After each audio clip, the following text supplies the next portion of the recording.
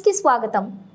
బాపట్ల జిల్లా వేటపాలెం మండలం పందిళ్లపల్లి గ్రామం పరిధిలోని జాతీయ రహదారి 216కు సంబంధించిన రహదారికి ఇరువైపులా డ్రైన్ పూడ్చివేసి విద్యుత్ పోల్స్ మరియు గార్డెన్ ఏర్పాటు చేసిన జంగిల్ కేఫ్ రెస్టారెంట్ యజమాని అయినటువంటి ఆమంచి కృష్ణమోహన్ ప్రభుత్వ భూములను కబ్జా చేయడమే కాకుండా డ్రైన్ పూడ్చేసి అక్రమ నిర్మాణాలు నిర్మించి ప్రభుత్వ ఆస్తుల విధ్వంసానికి పాల్పడ్డారు.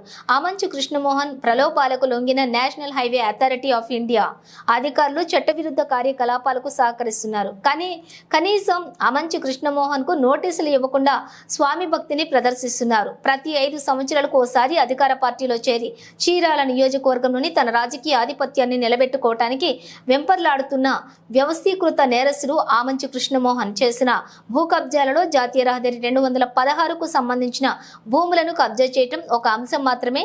ఇటీవల నేషనల్ హైవే అథారిటీ అధికారులు వెంటపాలెం మండలంలోని వివిధ రెస్టారెంట్లకు వ్యాపార సంస్థలకు నోటీసులు మంజూరు చేసినప్పటికీ ఆమంచి కృష్ణమోహన్ విషయంలో మాత్రం వెసులుబాటు కల్పించడం పట్ల స్థానిక ప్రజలలోని తీవ్ర వ్యతిరేకత వ్యక్తమవుతోంది.